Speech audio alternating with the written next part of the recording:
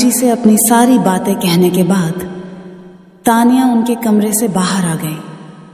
अनिल जी के माइंड में उस दिन का इंसिडेंट मूवी के सीन की तरह चलने लगा। अब आगे। दूसरी तरफ दृष्टि ऑफिस के लिए निकल चुकी थी। थोड़ी देर बाद वो रजावत इंडस्ट्रीज की बिल्डिंग के पास खड़ी थी। वो अंदर जाने ही वाली थी कि तभी किसी और इंसान के चलने की आहट ने दृष्टि का ध्यान अपनी तरफ कर लिया। जब उसने पीछे पलटकर देखा तो सामने वाले इंसान को देखकर उसकी आंखें बड़ी बड़ी हो गईं, क्योंकि वो और कोई नहीं अनय ही था, जो कि व्हाइट एंड ब्लैक कलर के 3 पीस सूट कॉम्बिनेशन में बेहद स्मार्ट लग रहा था।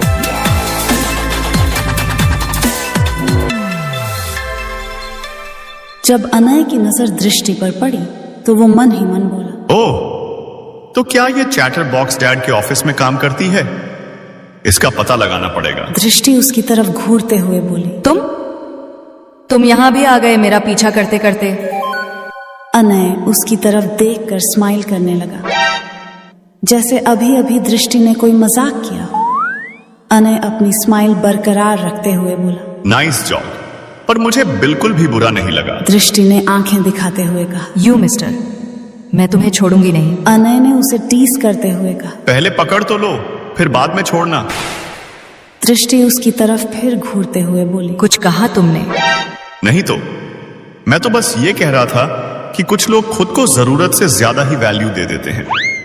बाई डीवे हम कॉलीग्स निकलेंगे ये मैंने नहीं सोचा था। उसके ऐसा कहने पर दृष्टि घूरकर उसे देखने लगी, क्योंकि वो अनय का इशारा समझ रही थी। दृष्टि भी उसकी तरफ देखते हुए सोचने लगी, मैंने भी नहीं सोचा था कि ये छछुंदर मेरा कलीग निकलेगा, पर मैंने तो इसे ऑफिस में पहले कभी नहीं देखा। ये सोचते हुए दृष्टि अनय की तरफ हैरानी से देखने लगी। उसे कहीं खोया हुआ देखकर अनय उसके सामने चुटकी बजाते हुए बोला, हेलो मिस, कहाँ खो गई आप? दृष्टि अपने ख्यालों से बाहर आते हुए बोली, कहीं भी नहीं। वैसे मिस्टर अनय, मैंने तो आपको पहले कभी ऑफिस में नहीं देखा, जबकि यहाँ काम करते हुए मुझे 2 साल हो चुके हैं। अनय भी स्माइल करते हुए बोला, ओह यस, एक्चुअली मैं यहाँ पर न्यू ज्वाइनिंग हूँ। इनफैक्ट आज मेरा ऑफिस में पहला दिन होने वाला है। सी इट मीन्स कि आप मेरे जूनियर हैं, राइट? ऑफ कोर्स, मैं आपका जूनियर ही हूँ। इतना सुनते ही दृष्टि के फेस पर एक डेविल स्माइल आ गई और वो मन ही मन बोली, अब आया ना ऊंट पहाड़ के नीचे। ये तो मेरे लिए गुड न्यूज है। इसी बहाने मैं इस पर अपनी धौंस जमा सकती हूँ। ऑफिस के बहाने मैं इससे अपना सारा बदला निकालूंगी। अब तुम देखना मिस्टर अनय, मैं तुम्हारा क्या करती हूँ। ये सोचते हुए दृष्टि मन ही मन बहुत खुश हो रही थी। अनय ने स्माइल करते हुए दृष्टि से कहा, तो फिर चलें? फिर दोनों ऑफिस में जाने के लिए आगे बढ़ने लगे। दृष्टि को अनय की सच्चाई नहीं पता थी कि जिसको वो अपना जूनियर समझकर उससे बदला लेने की सोच रही है, वो उसके बॉस का बेटा है और रजावत इंडस्ट्रीज का वारिस भी।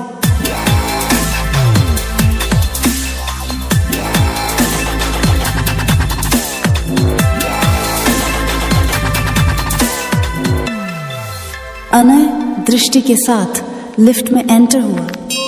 तभी लिफ्ट का गेट फिर खुला और उसमें एक और शख्स आ गया।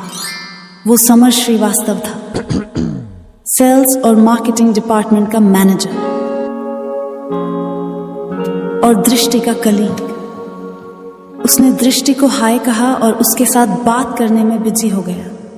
दृष्टि भी उसकी बातों को ध्यान से सुन रही थी और बीच बीच में स्माइल भी कर रही थी। ये देखकर न जाने क्यों पर अनय को बिल्कुल अच्छा नहीं लग रहा था। उसे एक अजीब सी जेलसी फील होने लगी। उसे भी समझ नहीं आया कि ये उसके साथ क्या हो रहा था।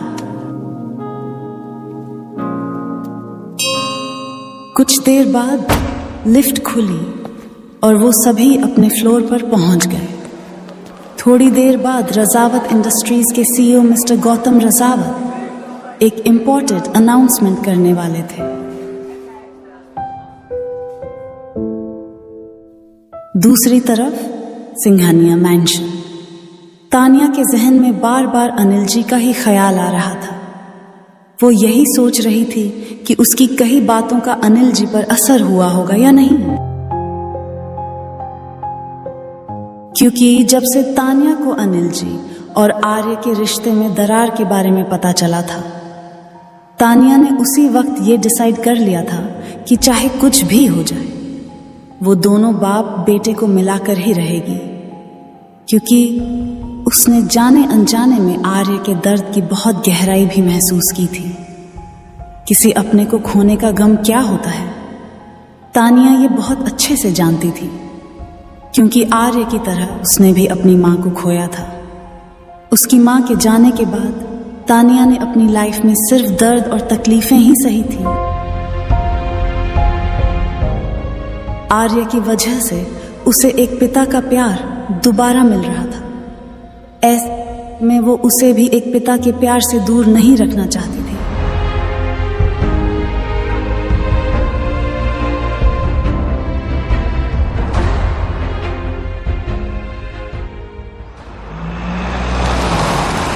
शाम का वक्त आर्य ऑफिस से घर आ चुका था और आते ही सीधे अपने कमरे में चला गया। बाहर से वो बिल्कुल शांत लग रहा था, पर उसके अंदर आज एक दर्द का तूफान उठा हुआ था। वो उस दिन को सोच रहा था जिस दिन उसकी मॉम और बहन उसे छोड़कर हमेशा के लिए बहुत दूर चली गई थी। वो दिन उसकी जिंदगी का सबसे दर्दनाक दिन बन गया था, जिसके कालेपन को वो चाहकर भी अपने मन से नहीं मिटा पा रहा था। आज भी वही दिन था, इसीलिए वो कमरे में आकर सीधे बेड पर लेट गया। आज एक बार फिर उसका दिल दिमाग ये कल्पना कर रहा था कि क्या सच में वो अपनी मॉम और बहन का कातिल है।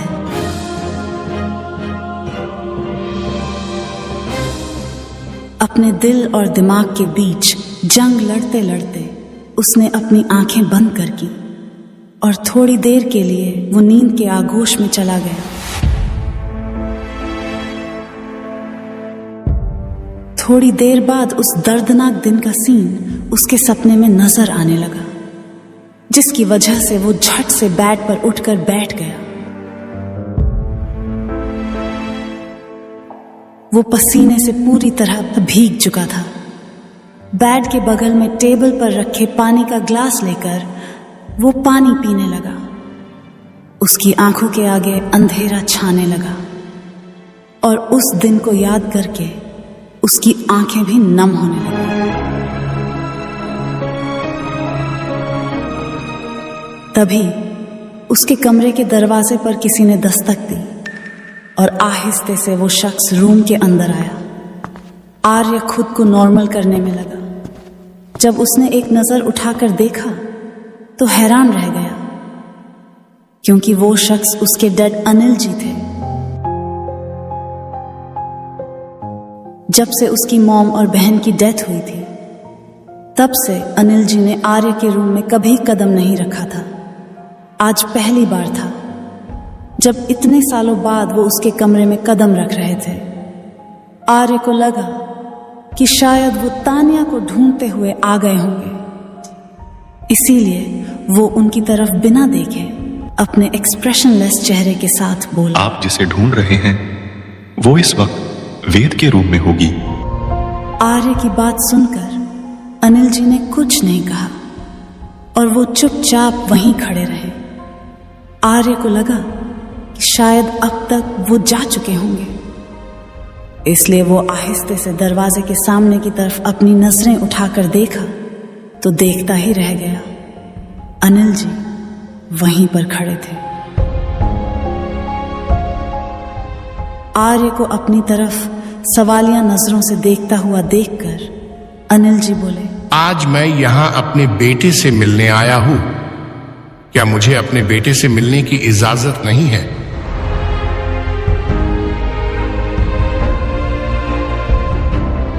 आर्य को बहुत सरप्राइजिंग लग रहा था अनिल जी के मुंह से खुद के लिए बेटा शब्द सुनकर। उनके मुंह से खुद के लिए ये शब्द सुने अरसा हो गया था। आर्य को यकीन नहीं हो रहा था कि अनिल जी उसे बेटा कह रहे हैं। अनिल जी अपने भावहीन चेहरे के साथ आर्य की तरफ देखते हुए फिर से बोले, क्या मैं अपने बेटे से मिल सकता हूं? आर्य ने अनिल जी की तरफ देखा तो उसकी आंखें नम हो गई।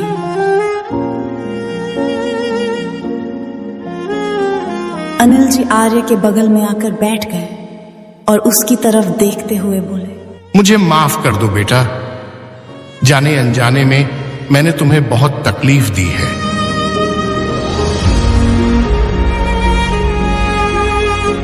अनिल जी आर्य को देखकर ही समझ गए थे कि वो इस वक्त क्या सोच रहा है और किस दर्द से गुजर रहा है।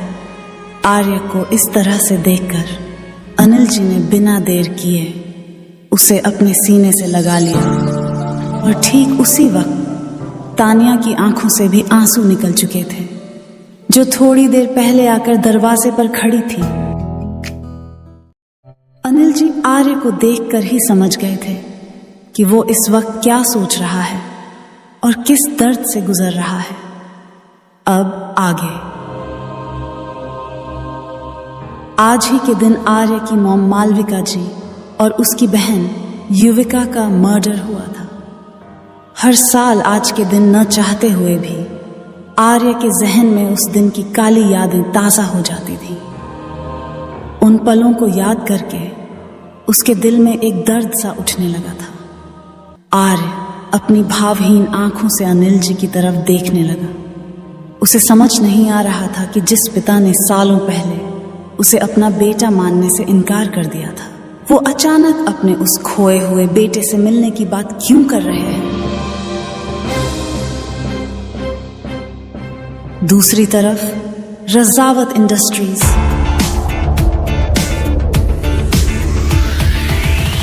कंपनी के एक बड़े से हॉल में सभी एम्प्लॉयज बैठ गए।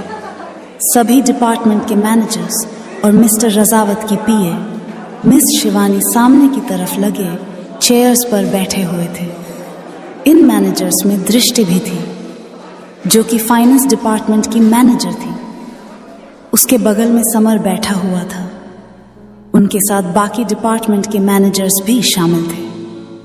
सबको ये इन्फॉर्मेशन मिल चुकी थी कि आज कंपनी के CEO mister Gautam Rajawat retirement लेने वाले हैं। इसीलिए आज सबकी आंखें नम थीं, क्योंकि अब तक मिस्टर रजावत ने बहुत अच्छे से कंपनी संभाली थी। कंपनी की हर एक चीज से लेकर सारे स्टाफ्स का भी एक अच्छे लीडर की तरह ध्यान रखा था। वो सभी मिस्टर रजावत की गाइडेंस में फैमिली के एक मेंबर की तरह थे। सभी एम्प्लॉयज और मैनेजर्स मिस्टर गौतम की इस ग्रेट लेजेंसी को बहुत मिस करने वाले थे। मिस्टर गौतम स्टेज पर आए और माइक लेकर बोलना स्टार्ट किया। माय डियर एम्प्लॉयज, जैसा कि आप सभी जानते हैं, आज मैं अपनी कंपनी से रिटायरमेंट लेने वाला हूं। ये लंबा वक्त आप लोगों के साथ कैसे बीत गया, इसका पता ही नहीं चला। इस जर्नी में आप सबने मेरा बहुत सपोर्ट किया और मुझे इस काबिल बनाया कि मैं आप सबको लीड कर सकूं। So thank you for that. As you see, अपनी मेहनत से बनाई इस कंपनी से आप जैसे डेडिकेटेड और हार्ड वर्किंग एम्प्लॉय से फेयरवेल ले पाना, it's a bit emotional for me.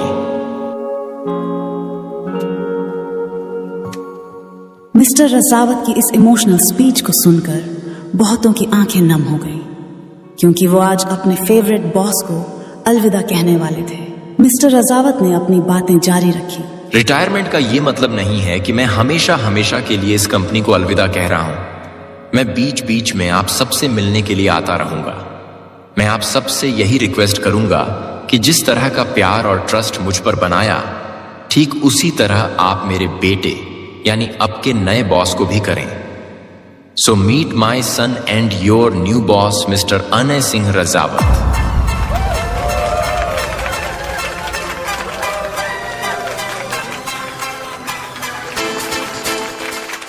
पूरा हॉल तालियों की जोरदार गड़गड़ाहट से गूंज उठा। दृष्टि जो कब से कुछ सोचने में गुम थी, जब उसने अपने कानों में अनय सिंह रजावत का नाम सुना तो उसके कान खड़े हो गए। वो अपनी शॉक्ड आंखों से सामने की तरफ देखने लगी। सामने वाले इंसान को देखकर तो दृष्टि को चक्कर आने लगा, क्योंकि सामने वाला शख्स अनय ही था। वही अनय जिसके साथ वो बदतमीजियां कर चुकी थी और आगे भी परेशान करने का प्लान बना रही। अनय ने एक नजर अपने सारे एम्प्लॉयज पर डाली, लेकिन वो चेहरा उसे कहीं दिख नहीं रहा था जिसे देखने की चाहत अनय की थी। उसकी आंखें तो दृष्टि का चेहरा देखने के लिए बेकरार थी। फिर अचानक उसे दृष्टि नजर आई, जो दूसरे एम्प्लॉयज के पीछे छिपने की कोशिश कर रही थी। दृष्टि को देखते ही अनय की आंखों में जो चमक और होठों पर मुस्कान आ गई।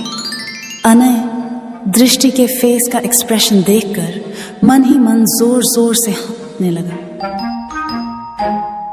अब उसे कंफर्म हो गया था कि दृष्टि उसके ही ऑफिस में काम करती है, और तो और वो फाइनेंस डिपार्टमेंट की मैनेजर भी है। वो दृष्टि की तरफ देखते हुए मन ही मन बोला, क्या बात है मिस दृष्टि मेहता, आप तो मेरी ही एम्प्लॉय निकली। अब तो बहुत मजा आने वाला है काम करने में। ये सोचते हुए वो मन ही मन बहुत खुश हो रहा था, और इधर दृष्टि का तो बहुत बुरा हाल था।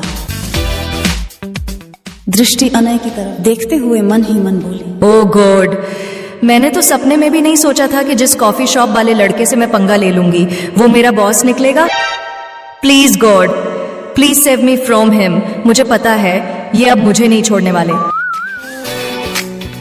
ये सब सोचते हुए वो खुद को ही कोसने लगी। दृष्टि, तुझे बहुत शौक था ना अपनी कब्र खोदने का, अब भुगत। अब तो पक्का ये मुझे जॉब से निकाल देंगे। ओ गॉड, क्या करूंगी मैं, कहाँ जाऊंगी? मैंने तो अभी दूसरी जॉब के बारे में सोचा ही नहीं। दृष्टि इसी उधेड़बुन में लगकर वहां से धीरे धीरे खिसकने की कोशिश करने लगी, जिसे देखकर अनय अपनी हंसी दबा नहीं पा रहा था। दृष्टि ने जैसे ही जाने के लिए कदम बढ़ाया कि तभी उसके कानों में एक आवाज आई, क्या हुआ मिस मेहता, लगता है आप मेरे सीईओ बनने पर खुश नहीं हैं। यह सब बोलते हुए अनय दृष्टि की तरफ देखकर स्माइल कर रहा था, जैसे कि वो उसके डर के मजे ले रहा। उस वक्त मिस्टर गौतम भी अनय के साथ खड़े थे। दृष्टि खुद को रिलैक्स करते हुए बोली, नहीं, ऐसा कुछ भी नहीं है sir. I am so happy to see you. Anay उसकी तरफ मुस्कुराते हुए बोला, वो तो आपके चेहरे से पता चल ही रहा है कि आप कितनी खुश हैं। ये सुनकर दृष्टि अनय की तरफ देखने लगी। अनय के डैड मिस्टर रसावत दृष्टि की तारीफ करते हुए बोले, माया फेवरेट एम्प्लॉय, अपने वर्क को लेकर बहुत ही डेडिकेटेड और हार्ड वर्किंग है। You should love to work with her Anay. Anay Drishti की तरफ स्माइल करते हुए बोला, आई सी, या श्योर डैड, आपने बिल्कुल ठीक कहा। इनके साथ काम करने में बहुत मजा आने वाला है। क्यों मिस मेहता? दृष्टि अपने फेस पर जबरदस्ती की स्माइल लाते हुए बोली, जी सर। अनय दृष्टि के मजे लेते हुए बोला, मिस मेहता क्या हुआ? आप कुछ घबराई हुई सी लग रही हैं। मुझे बताएं क्या प्रॉब्लम है, मैं तुरंत आपकी प्रॉब्लम सोल्व कर देता हूं। दृष्टि अपने फेस पर फेक स्माइल जारी रखते हुए बोली, नो, इट्स ओके सर, मैं तो बस यूं ही, everything is all right sir. दृष्टि को जब कुछ समझ नहीं आया तो उसने अपना हाथ आगे बढ़ा दिया। बधाई हो सर। अनय ने भी अपना हाथ बढ़ाकर दृष्टि से हैंडशेक किया।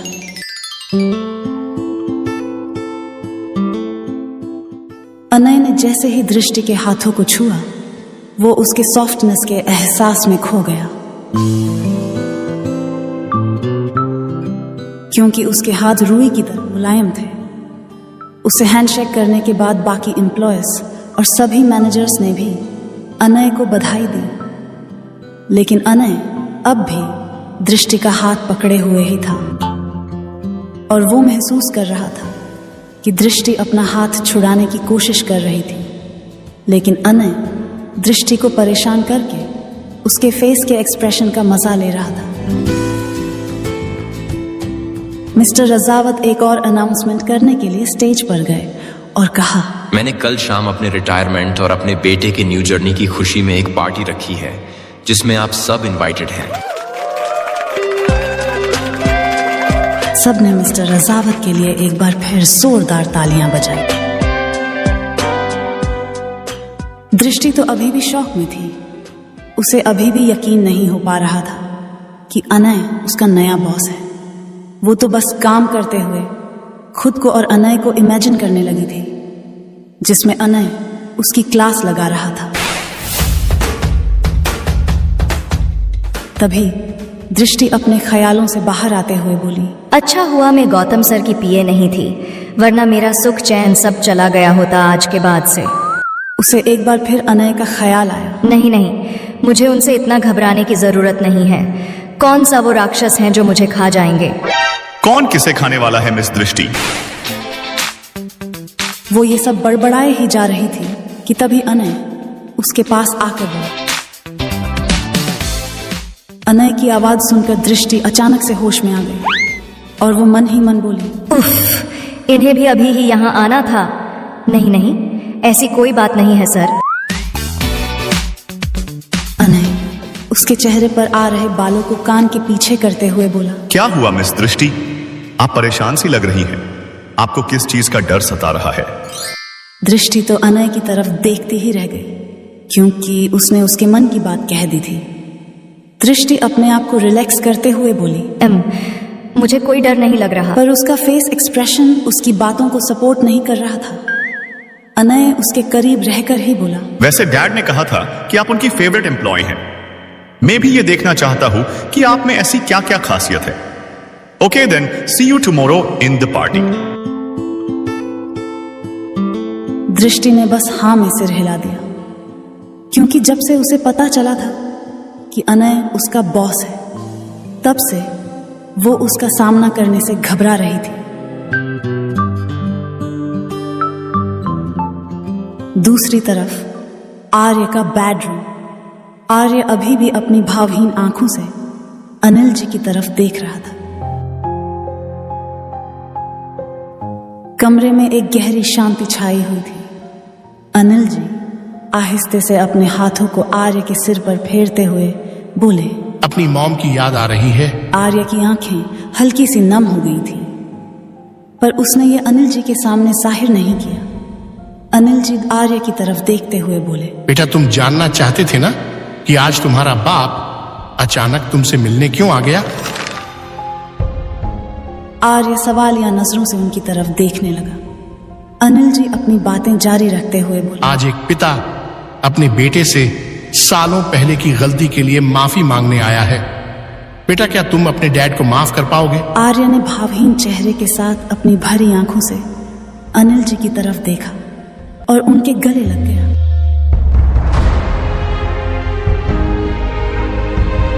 अनिल जी की भी आंखों में आंसू आ गए। आज उन्हें आर्य को गले लगाकर एक अलग ही सुकून मिल रहा था। बाप बेटे के इस रिश्ते में तो सालों पहले किसी वजह से एक खटास पड़ गई थी। आज फिर दोनों मिल रहे थे, तो ऐसे में आंसुओं की बौछार तो होनी ही थी। आर्य अनिल जी के सीने से लगे हुए ही बोला, डैड, इतने सालों में मैंने आपको बहुत मिस किया।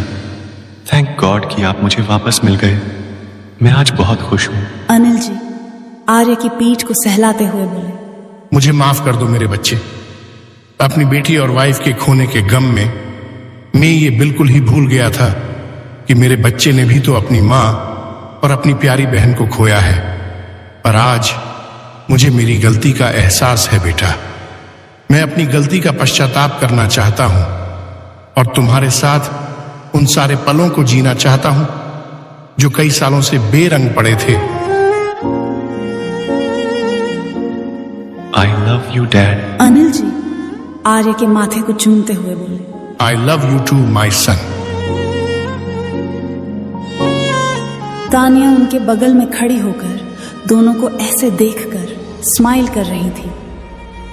उन्हें साथ देखकर तानिया की आंखें भी गीली हो गई थी। जब अनिल जी की नजर तानिया पर पड़ी तो वो उसे बुलाकर अपने पास बिठाए और उसके सिर को सहलाते हुए बोले, आज अगर सालों बाद मैं अपने बिछड़े बेटे से मिल पाया तो इसके पीछे मेरी बेटी तानिया है। थैंक यू सो मच बेटा। तुमने नहीं मेरी युविका को मेरी जिंदगी में वापस लाया, बल्कि मेरे जिगर के टुकड़े से भी मुझे मिला दिया। मालविका जी और युविका की मौत के पहले आर्य और अनिल जी का रिश्ता बहुत गहरा था, पर उस दिन के बाद से दोनों में खटास आ गई थी। अनिल जी का उसे बेटा न माने जाने पर भी आर्य को अनिल जी की हमेशा फिक्र रहती थी, और ये बात अनिल जी जानते थे। तानिया अनिल जी के सीने से लग गई और कहा, डैडी, मुझे आज आप दोनों को साथ देखकर कैसा महसूस हो रहा है, ये मैं शब्दों में नहीं बता सकती। अनिल जी प्यार से तानिया का सिर सहलाने लगे। तभी उन्हें वेदांश का ख्याल आया तो वो पूछ बैठे, बेटा वेद। तानिया अनिल जी से स्माइल करते हुए बोली, डोंट वरी डैड, आपका वेद बिल्कुल ठीक है, उसे कुछ भी नहीं हुआ है।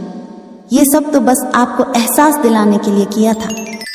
अनिल जी ने तानिया का सिर सहलाते हुए उसे ब्लेसिंग्स दी और कमरे से बाहर चले गए। तानिया डोर लॉक करने के लिए उठी और जब वो वापस मुड़ने ही वाली थी कि तभी पीछे से आर्य ने उसे हग कर लिया। उसने तानिया की कमर के चारों तरफ अपना हाथ लपेट लिया और अपने चेहरे को उसके कंधे पर रखकर आंखें बंद करके खड़ा हो गया। इस वक्त आर्य बहुत ही इमोशनल फील कर रहा था। उसकी पकड़ से ही तानिया समझ पा रही थी कि इस वक्त वो कैसा महसूस कर रहा है। तानिया ने आर्य के हाथ के ऊपर ही अपना हाथ रख दिया और पीछे से ही पलटते हुए उसके माथे को चूम लिया। इस बात में कोई शक नहीं था कि तानिया ने आज आर्य को एक बहुत पुराने दर्द से राहत दी थी, जिसका शुक्रगुजार आर्य शायद जिंदगी भर रहने वाला था।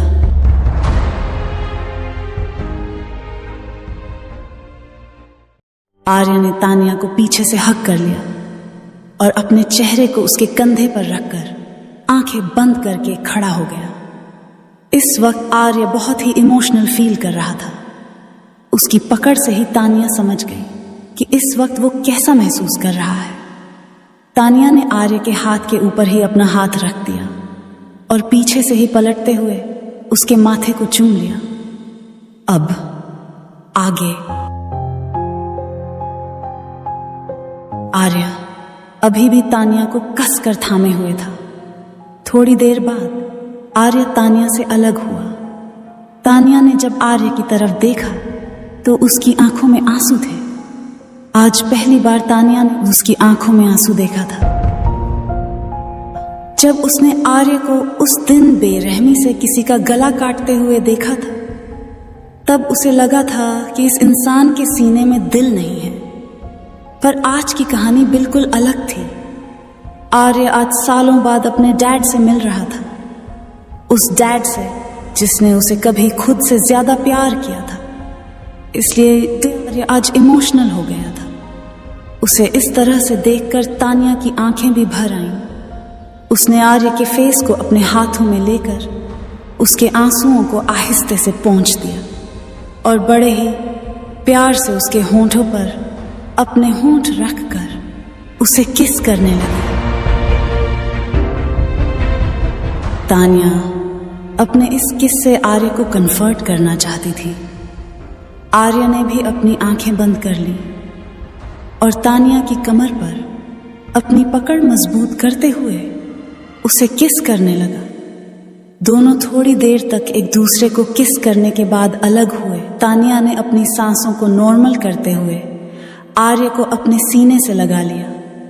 थोड़ी देर बाद आर्य उससे अलग हुआ और तानिया को बेड पर बिठाते हुए खुद घुटने के बल नीचे बैठ गया। आर्य तानिया की तरफ देखते हुए उसके हाथों को अपने हाथों में लेकर बोला, आज तुमने मुझे एक बार और अपनी जिंदगी की सबसे बड़ी खुशी दी है तानिया। पहले तुमने मेरे बेटे को अपना बेटा बनाकर उसे उसकी सगी मां से बढ़कर प्यार दिया, और अब तुमने मेरे सालों पहले बिछड़े डैड को मुझसे मिला दिया। Thank you so much. मैं जिंदगी भर तुम्हारा शुक्रगुजार रहूंगा। तानिया आर्य के सिर पर हाथ फेरते हुए बोली, मुझे बहुत खुशी है कि आप दोनों आज फिर से एक हो गए। ये सुनकर आर्य के फेस पर एक हल्की सी मुस्कान आ गई। वो तानिया को प्यार भरी नजरों से देखते हुए अपने दिल के जख्मों को तानिया के सामने रखता चला गया, जो तीर बनकर सालों से उसके दिल को चीर रहा था। आज ही के दिन कुछ सालों पहले मैंने अपनी मॉम और बहन को खोया था। तानिया, ये दिन मेरी जिंदगी का सबसे काला दिन है। मैं चाह कर भी इस दिन की यादों को अपने दिमाग से निकाल नहीं पाया। मॉम मेरे दिल के बेहद करीब थीं और युविका को मैं अपनी जान से ज्यादा प्यार करता था। उन दोनों का अचानक मेरी लाइफ से चले जाना मेरे लिए किसी गहरे सदमे से कम नहीं था। उस वक्त मेरी हालत कैसी थी मैं बता भी नहीं सकता। तानिया, डैड मुझसे दूर हो गए थे और अपनी लाइफ में मैं बिल्कुल अकेला हो गया था। ये कहते हुए आर्य की आंखों से आंसू बह रहे थे और चेहरा पूरी तरह से भावहीन था। आज आर्य पहली बार किसी से अपनी तकलीफें शेयर कर रहा था, जो सालों पहले उसके दिल के किसी कोने में दफन थे। आज वो सारे दर्द, सारी तकलीफें जो आर्य ने अकेले सहे थे, उसे वो आज तानिया के साथ बांट रहा था। तानिया युवान से पहले ही जान चुकी थी कि आर्य अपने दुखों को, अपनी तकलीफों को किसी के साथ शेयर नहीं करता था। वो उन्हें अपने दिल में दबा कर रखने वाला इंसान था, पर आज वो पहली बार अपनी तकलीफें किसी से बांट रहा था। इसका मतलब ये था कि तानिया जरूर उसकी लाइफ में कुछ मायने रखती हैं, जिसकी वजह से आर्य आज अपने दर्द, जो उसने आज तक किसी से नहीं कहे, वो उसके साथ बांट रहा था। तानिया ने आर्य की तरफ झुककर उसके आंसुओं को पोंछते हुए उसके माथे को चूम लिया और बोली, आर्य, आज तक मैं आपको एक हार्टलेस इंसान समझती रही। मैं ये समझती थी कि आप बस लोगों का खून बहाना ही जानते हैं, पर आज मुझे मेरी गलती का एहसास हो गया। मुझे माफ कर दीजिए। उस दिन मैंने आपको गलत समझा और आपको गैर जिम्मेदार कहने की भूल कर बैठी, पर मैं अब समझ चुकी हूँ कि आप एक अच्छे पति, अच्छे पिता, अच्छे भाई और एक अच्छे बेटे हैं। आर्य तानिया की आंखों में देखते हुए बोला, मुझे भी माफ कर दो तानिया। बिना तुम्हारी मर्जी के मैंने जबरदस्ती तुमसे शादी की और उस दिन भी मैं तुम पर कुछ ज्यादा ही गुस्सा कर बैठा। ये कहते हुए आर्य ऊपर उठकर बेड पर बैठ गया और तानिया की तरफ देखते हुए उसकी गोद में अपना सिर रख दिया और कहा, मैं थोड़ी देर तुम्हारी गोद में सोना चाहता हूँ। तानिया स्माइल करती हुई आर्य के सिर को सहलाने लगी। आर्य ने तानिया की कमर को पकड़कर किसी छोटे बच्चे की तरह उसके पेट में अपना मुंह छुपा लिया और अपनी आंखें बंद कर ली। तानिया ने स्माइल किया और उसे प्यार से सहलाते हुए झुककर उसे चूम लिया। थोड़ी देर बाद जब तानिया को एहसास हुआ कि आर्य सो चुका है, तो वो उसके सिर को चूमते हुए आहिस्ते से बोली, मैंने भी नहीं सोचा था कि मैं इस हैंडसम डेविल से प्यार करने लगूंगी। थैंक यू सो मच आर्य, मेरी जिंदगी में आने के लिए।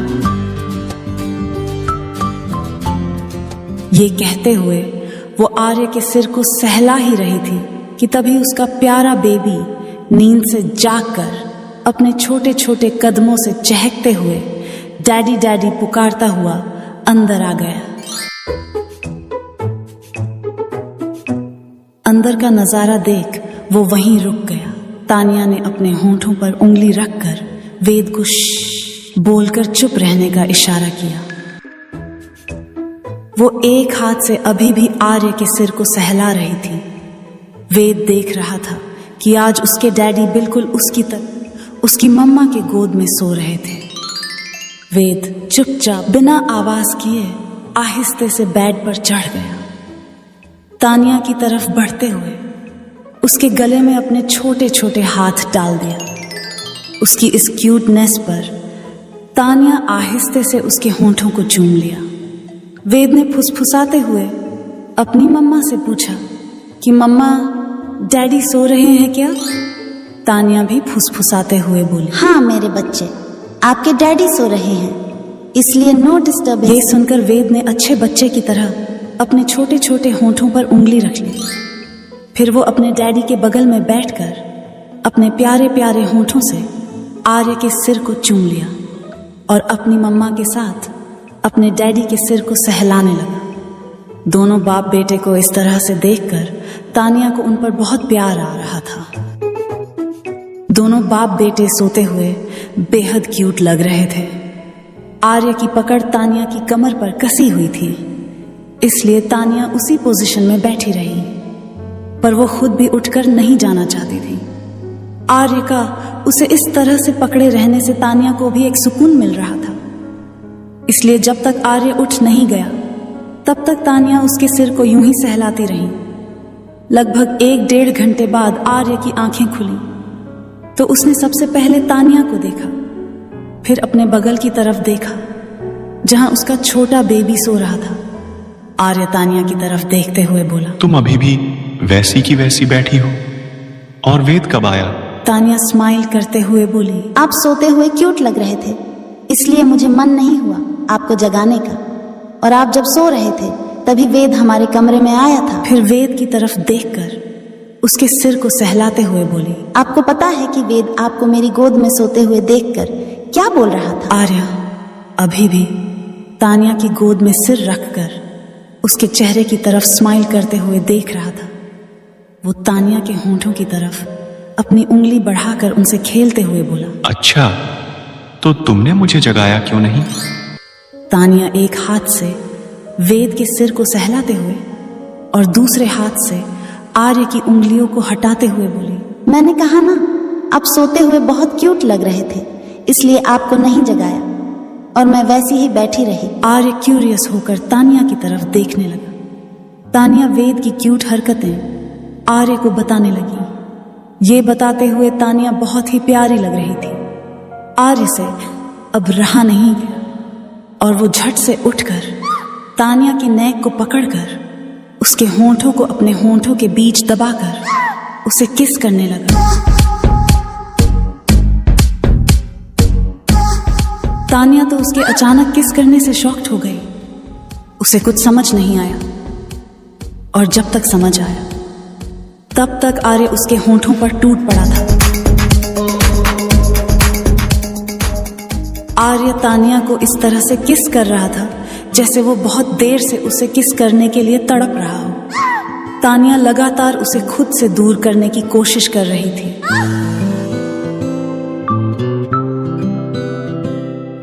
ऐसा नहीं था कि वो उसे किस करना नहीं चाह रही थी, बस अभी उनका बेबी बगल में सो रहा था और वो कभी भी जाग सकता था।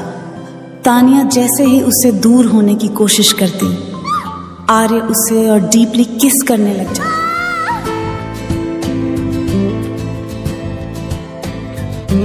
दोनों का रोमांस चल ही रहा था कि तभी वेद कसमसाते हुए अपनी आंखें खोलने लगा। ये देखकर तानिया झट से आर्य से दूर हो गई और आर्य को घूर कर देखने लगी, पर आर्य की शरारती स्माइल से लग रहा था कि उसके दिमाग में कुछ चल रहा था। तानिया उसे घूरते हुए सवालिया नजरों से देखने लगी। तभी आर्य ने अपने प्लान को अंजाम देते हुए वेद को धप्पी देकर फिर से सुला दिया और एक बार फिर तानिया के नेक को पकड़कर फिर से उसके होंठों को दबोच लिया।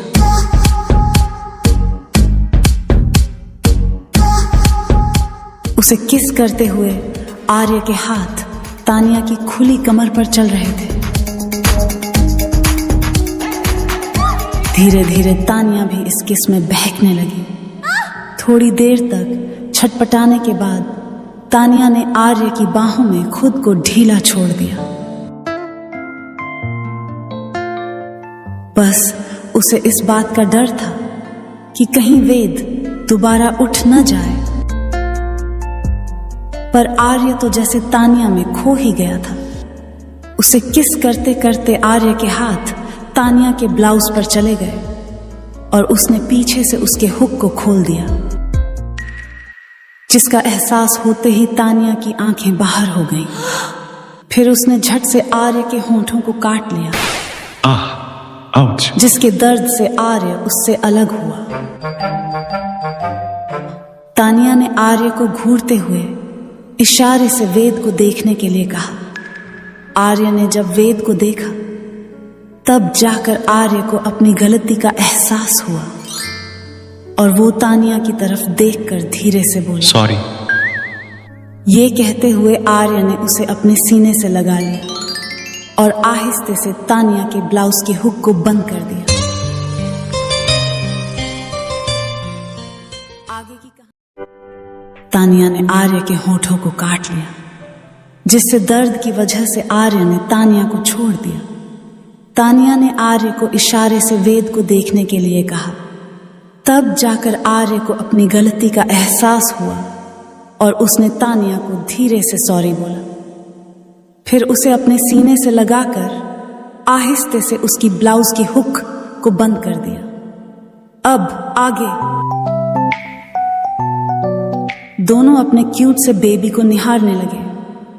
थोड़ी देर बाद वेद भी उठ गया और अपने छोटे छोटे हाथों से अपनी आंखों को मलते हुए अपनी आंखें खोली तो अपने मॉम और डैडी को अपनी तरफ देखते हुए देखकर उसके गुलाबी चेहरे पर एक प्यारी सी मुस्कान आ गई। फिर उसने अपनी दोनों बाहें ऊपर कर दी, जिससे आर्य ने उसे अपनी गोद में उठा लिया। वेद स्माइल करते हुए अपनी अलसाई हुई प्यारी आवाज में बोला। आर्य और तानिया मुस्कुराते हुए एक साथ वेद के दोनों गालों पर किस करने ही वाले थे कि तभी वेद खिलखिलाता हुआ उठकर कमरे से बाहर चला गया, जिससे उसकी मम्मा और डैडी के होंठ आपस में मिल गए। तानिया चौंकते हुए जल्द ही आर्य से दूर हो गई, पर आर्य तानिया की तरफ देखते हुए शरारती स्माइल करने लगा। उसे ऐसे देखकर तानिया को उसके इरादों की भनक लग गई और वो बोली, आर्य नहीं। आर्य उसके होंठों की तरफ आस भरी निगाहों से देखते हुए बोला, जान प्लीज ना। ये कहते हुए वो उसके होंठों की तरफ बढ़ने लगा, पर तानिया ने उसके होंठों पर अपना हाथ रख दिया और आर्य की तरफ घूरते हुए बोली, आर्य मैंने कहा ना नहीं। आर्य बच्चों जैसी शक्ल बनाकर उसे देखता रहा और मुंह लटकाकर बोला, वाइफी, तुम ये ठीक नहीं कर रही हो मेरे साथ। तानिया उसकी तरफ घूरते हुए बोली, मुझे अच्छे से पता है कि मैं क्या कर रही हूँ। अब जाइए और जाकर फ्रेश हो जाइए। ऐसे बच्चों की तरह जिद मत कीजिए, समझे आप? फिर तानिया आर्य को पकड़कर वॉशरूम की तरफ धकेलते हुए ले गई और उसे वॉशरूम के अंदर डालकर वॉशरूम का डोर बंद कर दिया। बंद डोर को देखकर तानिया के फेस पर एक प्यारी सी स्माइल आ गई। वो डोर की तरफ देखते हुए बोली, कभी कभी समझ नहीं आता कि आप वेद के डैड हैं या वेद आपका। ये कहते हुए हंसने लगी और नीचे सीढ़ियों से उतरकर किचन में चली गई। फिर डिनर रेडी किया और युवान के कमरे की तरफ चली गई। आर्य फ्रेश होकर अपने बेडरूम के सोफे पर आराम से बैठ गया। तभी उसके फोन पर अनय का कॉल आया। उसने कॉल पिक किया। हेलो यारो, कैसे हो तुम सब? यारो, इट मीन्स विवेक भी कॉल पर है क्या? आर्य ने कंफर्म करने के लिए पूछा। यस कैप्टन, मैं भी यहाँ पर मौजूद हूँ। दूसरी तरफ से विवेक का जवाब आया। बताओ कैसे कॉल किया? वो तो इस अनय ने कॉल किया है। मैं तो तब से पूछ रहा हूँ कि आखिर बात क्या है, पर यह है कि बताने में ऐसे शर्मा रहा है जैसे कि कोई नई नवेली दुल्हन हो। अनय अब बता भी दे कि आखिर तू बताना क्या चाहता है। पर अनय तो किसी और ही दुनिया में खोया हुआ था। आर्य उसे वापस लौटाते हुए बोला, ओए रोमियो, कहीं तू किसी लड़की के ख्यालों में तो नहीं है? विवेक भी उसका सपोर्ट करते हुए बोला, एग्जैक्टली भाई, मुझे भी यही लगता है। जब से ये, क्या नाम है उसका? अरे वो तानिया भाभी की दोस्त, क्या नाम है उसका? दृष्टि। हाँ, जब से ये मिस दृष्टि से मिला है ना, तब से इसके दिल की घंटियां बजने लगी हैं। चलो अच्छा ही है, अब आर्य के बाद तू भी घोड़ी चढ़ लेगा भाई अनय। तभी अनय बीच में बोल पड़ा, ओ ज्योतिष आचार्य, अपनी कुंडली मिलान को थोड़ा साइड रखो अगर बंदा कुछ नहीं बोल रहा है तो इसका मतलब क्या तुम दोनों कुछ भी बोलोगे? अरे मैं तो कब से पूछ रहा हूं कि क्या बात है, और तू है कि फोन लगाकर मौन व्रत रख लिया। आर्य अनय की टांग खींचते हुए बोला। अच्छा, तो अब तू हमसे भी बातें छुपाएगा भाई? अब तो तू ये भी मानने से रहा कि दृष्टि ही एक ऐसी लड़की है जिससे तू सामने से जाकर भिड़ गया, क्यों? अनय आर्य की बातों को नकारते हुए बोला। ऐसा कुछ भी नहीं है, समझा तू? और मैं उस बंदरिया से क्यों भिड़ूं? वो इतनी इरिटेटिंग है कि मुझे बातों में उकसा दिया था। मैं तो उसकी अकल ठिकाने लाना चाहता था बस। विवेक उसकी टांग खींचते हुए बोला। बेटा, प्यार की शुरुआत भी बिल्कुल ऐसी ही होती है, क्यों आर्य? विवेक की तरफ तोप घुमाते हुए। अच्छा, तुझे तो बड़ा एक्सपीरियंस है ना। वैसे मुझे भी कुछ सुनने को मिला है, तो तू भी बता, तेरी रीता कैसी है? विवेक अपनी आईब्रो उचकाते हुए बोला। कौन रीता बे? अच्छा बेटा, मुझसे चालाकी करेगा। तू रीता को नहीं जानता? वही रीता जो तेरे ऑफिस में न्यू ज्वाइनिंग हुई है। विवेक को सच में नहीं पता था कि ये रीता कौन है। विवेक अनय पर बिगड़ते हुए बोला। अच्छा, मुझे तो इस रीता के बारे में आज ही पता लगा है कि मेरे ऑफिस कोई रीता भी आई है। पर मानना पड़ेगा, मुझसे ज्यादा मेरे ऑफिस की खबर तो तुझे है। मुझे तो ध्यान रखना ही पड़ेगा ना भाई, क्योंकि तू खुद से तो अपने लिए कोई लड़की ढूंढ नहीं सकता। तो तेरा दोस्त होने के नाते मुझे ही कुछ करना पड़ेगा। इससे पहले दोनों के बीच कोल्ड वॉर शुरू होती, आर्य दोनों को रोकते हुए बोला। अरे बस भी करो तुम दोनों। तुम्हारी इंफॉर्मेशन के लिए बता दूं कि तुम दोनों के पास भले ही काम ना हो, पर मुझे अभी कई काम करने हैं। सो प्लीज अनय, जल्दी बता कि तूने कॉल क्यों किया। हाँ, काम से याद आया कि डैड ने कल अपने रिटायरमेंट और मेरे कंपनी ज्वाइन करने की खुशी में पार्टी रखी है, जिसमें तुम दोनों इनवाइटेड हो। और आर्य, अगर तू भाभी के बिना आने की सोच रहा है तो पार्टी में आने की कोई जरूरत नहीं है। आर्य अपने दांत पीसते हुए बोला। अच्छा बेटा, तो विवेक के लिए तू क्या कहना चाहेगा?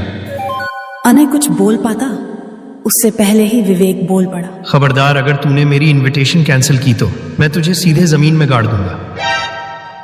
फिर दृष्टि शादी से पहले ही विधवा बन जाएगी। विवेक की बातें सुनकर आर्य पेट पकड़कर हंसने लगा। अनय खा जाने वाली नजरों से फोन को घूरते हुए बोला। शट अप विवेक, तुझे दृष्टि के अलावा दूसरा कोई टॉपिक नजर नहीं आता क्या बात करने का? विवेक उसे छेड़ते हुए बोला। ओह गॉड, आर्य देख रहा है इसकी लेवल ऑफ जेलेसी। भाई, अब हम अपनी होने वाली भाभी के बारे में कुछ बात भी नहीं कर सकते क्या? तू आ बेटा, तुझे तो मैं पार्टी में बताता हूं। वैसे तुम दोनों के लिए मेरे पास एक सरप्राइज है, जिसे सुनकर तुम दोनों सच में मेरी नाक में दम कर दोगे। पर मुझे इससे क्या, मुझे भी तो अपना बदला निकालने का पूरा मौका मिलेगा। विवेक पूछने ही वाला था कि ऐसा क्या सरप्राइज है, पर इससे पहले ही अनय ने कॉल डिस्कनेक्ट कर दिया था। फिर आर्य अपने कुछ काम निपटाने में बिजी हो गया। रात को डिनर करने के बाद सभी अपने अपने रूम में सो गए। अगली सुबह आर्य ने ऑफिस जाने से पहले तानिया से कहा। आज शाम को हम अनय के घर पार्टी में जा रहे हैं, तो तुम रेडी रहना। तानिया आर्य की तरफ देखते हुए बोली। ओके, पर पार्टी किस खुशी में रखी है? गौतम अंकल के रिटायरमेंट और अनय के न्यू बिगिनिंग की खुशी में। आर्य के जाने के बाद तानिया ने दृष्टि को कॉल किया। हेलो दृष्टि, कैसी है तुम? हाय तानिया, मैं बिल्कुल ठीक हूँ, तू बता। आज अनय के घर पर पार्टी है, उनके डैड के रिटायरमेंट और उनकी कंपनी ज्वाइन करने की खुशी में। तो तू भी मेरे साथ चल रही है? मैं यहाँ पार्टी में न जाने के बहाने ढूंढ रही हूँ, और एक तू है कि मुझे उसी पार्टी में उस बदलापुर के सामने ले जाना चाहती है। तानिया को पता नहीं था कि दृष्टि मिस्टर रजावत की कंपनी में ही काम करती है। उसके लिए यह भी एक सरप्राइज होने ही था। तानिया को कुछ समझ नहीं आया, इसलिए उसने दोबारा पूछा। कुछ कहा तूने? दृष्टि बहाने बनाते हुए। नहीं तो यार, मेरे सर में ना बहुत दर्द हो रहा है, इसलिए मुझे नहीं लगता कि मैं पार्टी में जा पाऊंगी। तुझे इससे अच्छा बहाना नहीं मिला क्या? मुझे नहीं पता कि तू पार्टी में क्यों नहीं आना चाहती, पर मुझे इतना जरूर पता है कि तू पार्टी में आ रही है, मतलब आ रही है। ये कहते हुए तानिया ने कॉल डिस्कनेक्ट कर दिया। फिर दृष्टि खुद से बोली, अब इसे कैसे समझाऊं कि मैं उस जल्लाद के सामने नहीं जाना चाहती। मुझे पता है जब जब वो मुझे अपने सामने देखते हैं तो उन्हें खुजली होने लगती है और मेरे मुंह लगे बिना उन्हें चैन नहीं आता। पर दृष्टि, अब तो तानिया मैडम ने भी अपना फैसला सुना दिया है और उन्हें न करने का मतलब तो आप समझती ही हैं। ये सोचते हुए वो अपने क्लोसेट में से पार्टी के लिए ड्रेस सिलेक्ट करने लगी। दृष्टि के पास ज्यादा पार्टी ड्रेसेस नहीं थी, क्योंकि ऐसे कम ही मौके आते थे जब वो किसी पार्टी में जाती थी। वो अपनी 2-4 ड्रेसेस को ही ड्रेसिंग मिरर के सामने अपने आप पर लगा कर देख रही थी, पर उसे बिल्कुल भी समझ नहीं आ रहा था कि वो किससे सिलेक्ट करे। आखिर में उसने उन ड्रेसेस को बेड पर ही फेंक दिया और चुपचाप वहीं बगल में बैठ गई। तभी उसके मोबाइल पर किसी अननोन नंबर से कॉल आया। उसने कॉल पिक किया और बिना कुछ सोचे समझे बोलने लगी, तानिया देख, मेरे पास पार्टी में पहनने के लिए कोई ढंग की ड्रेस नहीं है, इसलिए मैं नहीं आ रही और तू मुझे ये डिफरेंट नंबर से कॉल मत कर समझी। ये बोलते हुए उसने कॉल डिस्कनेक्ट करके अपना मोबाइल बेड पर फेंक दिया। उसे कॉल करने वाला इंसान स्माइल करने लगा और बोला, ओह, तो चैटर बॉक्स को समझ नहीं आ रहा है कि वो कौन सी ड्रेस पहने। अब इतनी छोटी सी चीज के लिए तुम पार्टी में ना आओ, ऐसा तो मैं होने नहीं दे सकता। ये बोलते हुए अनैत अपनी कार में बैठकर बाहर चला गया और थोड़ी देर बाद उसकी कार एक लग्जरियस मॉल के सामने रुकी। वो विमेन वियर सेक्शन में गया और वहां से एक रेड कलर की ड्रेस जो स्टैच्यू में लगी हुई थी और दिखने में भी एकदम महंगी और ब्रांडेड लग रही थी। अनय ने पहले उस ड्रेस को दृष्टि पर इमेजिन किया और फिर उसे ले लिया। दूसरी तरफ तानिया शाम के 5 बजे से आर्य का वेट कर रही थी, पर वो किसी इंपॉर्टेंट मीटिंग में फंस गया था, इसलिए उसे आने में देर हो रही थी। धीरे धीरे हर बढ़ते वक्त के साथ तानिया का गुस्सा बढ़ने लगा। उसने आर्य को कॉल भी किया, पर फोन साइलेंट में होने की वजह से आर्य कॉल पिक नहीं कर पाया और इधर तानिया मुंह बनाकर बैठी हुई घड़ी को देख रही थी। दूसरी तरफ दृष्टि अपने अपार्टमेंट में बैठी हुई थी कि तभी डोरबेल बजा। दृष्टि ने डोर ओपन किया तो एक पार्सल वाला था। पार्सल वाले ने दृष्टि को पार्सल दे दिया और बिना कुछ कहे वहां से चला गया। अब दृष्टि के हाथों में एक ब्यूटीफुल सा बॉक्स था। उसने उसे खोला तो देखा कि उसके अंदर एक बेहद ही खूबसूरत रेड ड्रेस थी और उसके अंदर एक नोट भी था जिसमें लिखा था, मैं नहीं चाहता कि तुम ड्रेस की वजह से पार्टी कैंसिल कर दो, so this is for you. इसे पहनो और पार्टी में आओ। मैं कौन हूं ये तुम्हें पार्टी में पता चलेगा। मैसेज देखकर दृष्टि सोच में पड़ गई कि आखिर कौन हो सकता है। ये सोचते हुए उसने ड्रेस को ओपन किया तो उसके फेस पर प्यारी सी स्माइल आ गई, क्योंकि ड्रेस बहुत प्यारी थी। दृष्टि को लगा कि शायद वो समर ही होगा जिसने उसे ये ड्रेस भेजी है। फिर उसने ज्यादा नहीं सोचा और ड्रेस पहनकर तैयार होने लगी।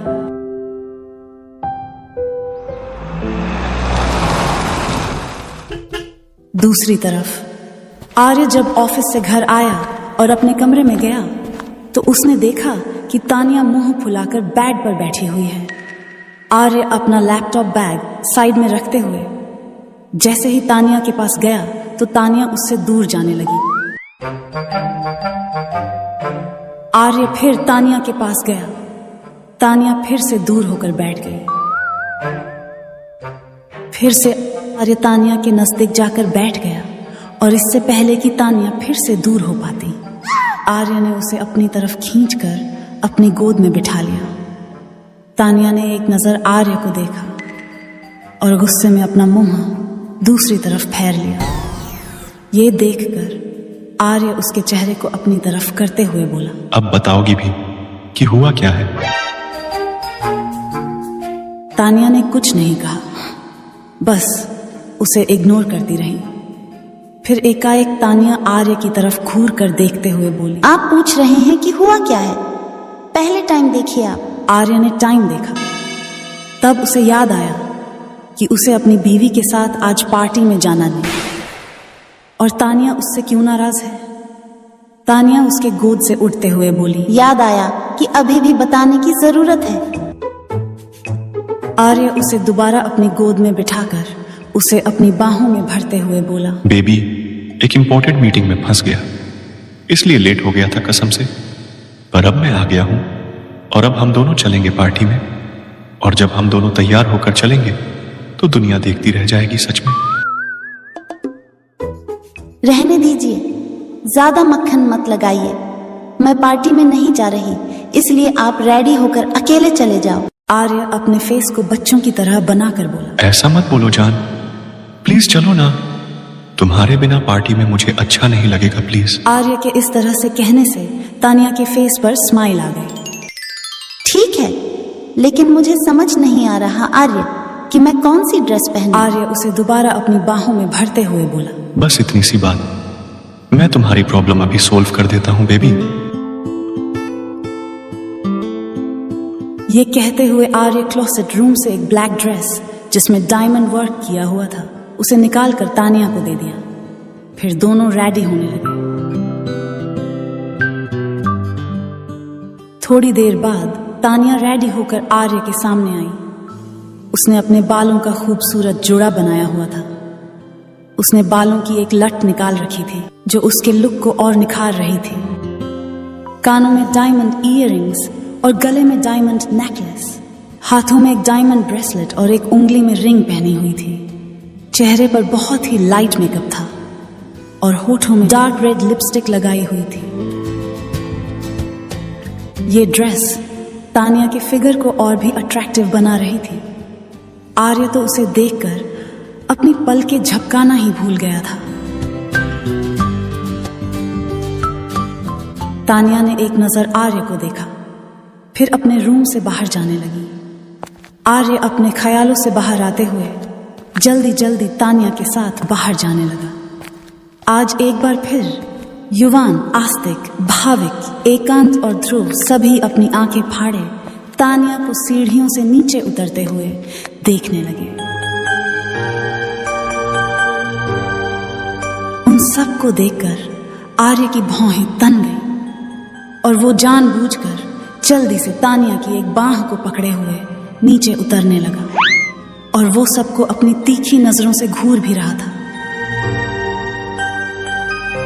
तानिया आर्य के साथ जैसे ही नीचे आई, युवान उसके पास गया और आर्य को तानिया से दूर करते हुए तानिया के दोनों हाथों को अपने हाथों में लेकर बोला, ओह माय गॉड, भाभी आप बहुत खूबसूरत लग रही हो।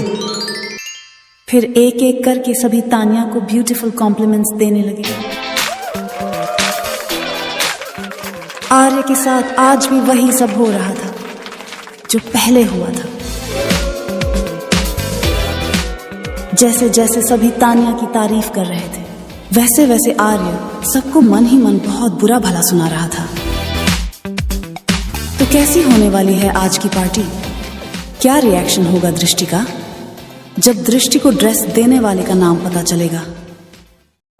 तानिया आर्य के साथ जैसे ही नीचे आई, युवान उसके पास गया और आर्य को तानिया से दूर करते हुए उसके दोनों हाथों को अपने हाथों में लेकर बोला, भाभी आप बहुत खूबसूरत लग रही हो।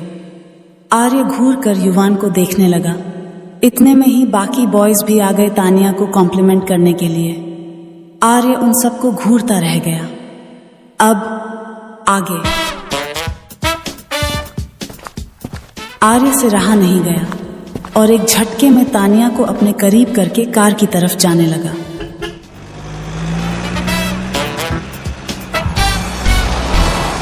थोड़ी ही देर में वो रजावत मैंशन पहुंच गए। उनके पहुंचने के बाद विवेक भी थोड़ी ही देर में पहुंच गया। अब तीनों बेस्ट फ्रेंड्स एक बार फिर रियूनाइट हुए। विवेक की नजर तानिया पर गई जो कि युवान के साथ बात करने में बिजी थी। वो आर्य की तरफ देखते हुए बोला। भाभी बहुत ही खूबसूरत लग रही है ना अनय? पर अनय की निगाहें तो कहीं और ही थीं। वो एकटक दृष्टि को ही देख रहा था, जो कि अभी अभी रजावत मैंशन में एंटर हुई थी। वो इतनी खूबसूरत लग रही थी कि अनय की निगाहें उस पर ठहर सी गई थी। अनय को जवाब न देता देखकर विवेक ने उसकी तरफ देखा, फिर आर्य की तरफ देखकर स्माइल करते हुए बोला, ओए मैनू ਤਾਂ पल्ले ही दसिया सी कि अपने मुंडे ਨੂੰ ਇਹ ਕੁੜੀ ਦੇ ਨਾਲ प्यार हो गया है। विवेक की बातें सुनकर अनय होश में आया और उसकी तरफ घूर कर देखने लगा। विवेक फिर उसकी खिंचाई करते हुए बोला, लगता है अनय बड़ी देर से इसी का इंतजार कर रहा था। ये बात सही थी कि अनय बेसब्री से दृष्टि का ही इंतजार कर रहा था। वो देखना चाहता था कि दृष्टि उसके दिए हुए ड्रेस में कैसी लग रही होगी। दृष्टि ने तानिया और युवान को देखा तो वो उन दोनों के पास आ गई। इतने में ही तानिया, अनय और विवेक भी उनकी तरफ जाने लगे। तानिया दृष्टि की तरफ देखते हुए बोली, मैं तुझसे बिल्कुल भी बात नहीं करने वाली। क्यों इतना नाटक कर रही थी पार्टी में न आने के लिए? तानिया ने ये एकदम से कह दिया। अनय वहीं खड़ा था। ये सुनकर तो उसे मौका मिल गया था दृष्टि को छेड़ने का। भाभी क्या कहा आपने? दृष्टि पार्टी में न आने के लिए नाटक कर रही थी? दृष्टि तानिया की तरफ घूर कर देखने लगी और मन ही मन बोली, पागल लड़की, कम से कम देख तो लेती कि किसके सामने बोल रही है। तानिया उसकी शिकायतें लगाते हुए बोली, और नहीं तो क्या?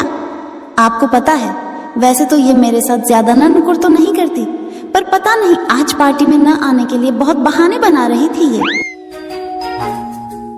दृष्टि मन ही मन तानिया को भर भर कर गालियां दे रही थी और इशारे से उसे समझाने की कोशिश भी कर रही थी। अरे पागल, तू थोड़ी देर के लिए अपनी जबान को लगाम नहीं लगा सकती क्या? फिर अनय दृष्टि की तरफ देखते हुए बोला, आई सी, इट मीन्स मैडम छोटी मोटी पार्टीज में जाना पसंद नहीं करती। अनय ने ये टिस करते हुए कहा और दृष्टि उससे नजरें चुराने लगी। तभी विवेक का ध्यान दृष्टि की ड्रेस पर गया और वो अनय को टीस करते हुए बोला, अनय, दृष्टि की ड्रेस बिल्कुल तेरी खरीदी उस रेड ड्रेस की तरह है ना, जिसे तूने आज ब्रांड मॉल से खरीदा था। अनय विवेक को घूरते हुए मन ही मन बोला, इसे कैसे पता चला कि मैंने दृष्टि के लिए ड्रेस खरीदी है? दृष्टि भी चौंक गई। अब उसे समझ आया कि अननोन नंबर से कॉल करने वाला इंसान और कोई नहीं, अनय ही था, जिसे उसने तानिया समझकर डांट दिया था। उसे अपने कहे वर्ड याद आने लगे और सोच रही थी कि उसके डांटने पर भी अनय ने उसके लिए ड्रेस क्यों खरीदी। विवेक ने अनय की ड्रेस वाली बात सबके सामने बताई, इसलिए अब अनय इधर उधर देखने लगा और दृष्टि से अपनी नजरें चुराने लगा। विवेक फिर से अनय की खिंचाई करते हुए बोला, दरअसल मैं उसी मॉल के रास्ते से एक मीटिंग के लिए जा रहा था तो मैंने अनय को यह ड्रेस खरीदते हुए देखा था।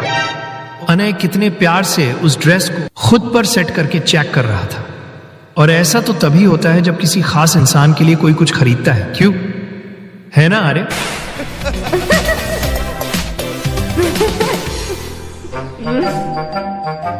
विवेक की बात सुनकर तानिया और आर्य हंसने लगे। दृष्टि तो अब अनय को घूर कर देखने लगी। अनय भी अब क्या कर सकता था। वो विवेक को खा जाने वाली नजरों से देखता रहा और उसे मन ही मन हजारों गालियां दे रहा था, जिसे आर्य और विवेक अच्छे से समझ रहे थे। ये सब बातें हो ही रही थी कि तभी गौतम जी वहां आ गए। तानिया आज पहली बार गौतम जी से मिल रही थी। आर्य ने तानिया को गौतम जी से इंट्रोड्यूस करवाया। तानिया, ये गौतम अंकल हैं, अनय के डैड। अंकल, ये मेरी वाइफ तानिया है। तानिया ने गौतम जी के पैर छुए। गौतम जी ने तानिया को आशीर्वाद दिया। फिर सभी पार्टी एंजॉय करने लगे। तानिया दृष्टि को परेशान देखकर पूछ बैठी, क्या हुआ तुझे? तेरे चेहरे पर 12 क्यों बजे हैं? दृष्टि ने एक नजर घूर कर तानिया को देखा। तेरी वजह से। क्या जरूरत थी अनय के सामने गला फाड़ने की? तानिया सवालिया नजरों से दृष्टि को देखने लगी। उसे समझ नहीं आ रहा था कि उसने ऐसा क्या कर दिया। मैं तो बस सच बता रही थी, इसमें ऐसा क्या हो गया? और तू मुझे कुछ बताने वाली थी ना? मैं यही बताना चाहती थी कि गौतम अंकल ही मेरे बॉस थे, जिनका कल रिटायरमेंट हो गया। इतना कहकर दृष्टि रुक गई। फिर तानिया कुछ सोचते हुए दृष्टि की तरफ देखकर बोली, ओ, तो इसका मतलब ये हुआ कि अनय तेरा नया बॉस है। तो इसका मतलब ये है कि अब तुझे अपने सारे कर्मकांड याद आ रहे होंगे जो तूने अनय के साथ किए हैं। और जैसा कि अब अनय तेरा बॉस है, तो तुझे लग रहा होगा कि अनय तुझसे सारा बदला अपने ऑफिस में निकालेगा, और हो सके तो वो तुझे जॉब से भी निकाल दे, है ना? दृष्टि ने अपना मुंह लटकाते हुए हाँ में सिर हिलाया। एग्जैक्टली मैं यही सोच रही हूँ। तू कुछ ज्यादा ही सोच रही है। अनय बहुत अच्छे इंसान है, वो अपना बदला इस तरह तो नहीं निकालेंगे। वैसे भी जब तू पार्टी हॉल में एंटर हुई तो अनय की निगाहें तुझ पर ही थी। मैं तीनों दोस्तों को देख रही थी। विवेक अनय को होश में लाने की कोशिश कर रहा था, पर अनय था कि तुझ पर से अपनी नजरें ही नहीं हटा पा रहा था। दृष्टि एक नजर घूरकर तानिया की तरफ देखते हुए बोली, क्या? कुछ भी? अगर तुझे भरोसा नहीं है तो तू अनय से कंफर्म कर। इसकी कोई जरूरत नहीं है। दोनों अपनी सॉफ्ट ड्रिंक एंजॉय करने लगे। दूसरी तरफ अनय, विवेक और आर्य वाइन पी रहे थे और एक दूसरे से बात करने में बिजी थे। युवान और बाकी बॉयज भी ड्रिंक करने में लगे हुए थे। आर्य और बाकी दोनों एक तरफ थे। दृष्टि और तानिया भी एक तरफ थी। आर्य वाइन पीते हुए बोला, तू कोई सरप्राइज देने वाला था ना? अनय भी वाइन पीते हुए बोला, मैं तुम लोगों को यह बताने वाला था कि तानिया भाभी की बेस्टी यानी वो चैटर बॉक्स दृष्टि मेरे ऑफिस में ही काम करती है। ये सुनते ही आर्य और विवेक दोनों स्माइल करने लगे। आगे और क्या बवाल होने वाला है इस पार्टी में, ये जानने के लिए बने रहे इस सीरीज में। मिलते हैं आपसे इस कहानी के अगले चैप्टर में, ओनली हाई रेटेड स्टोरी पर।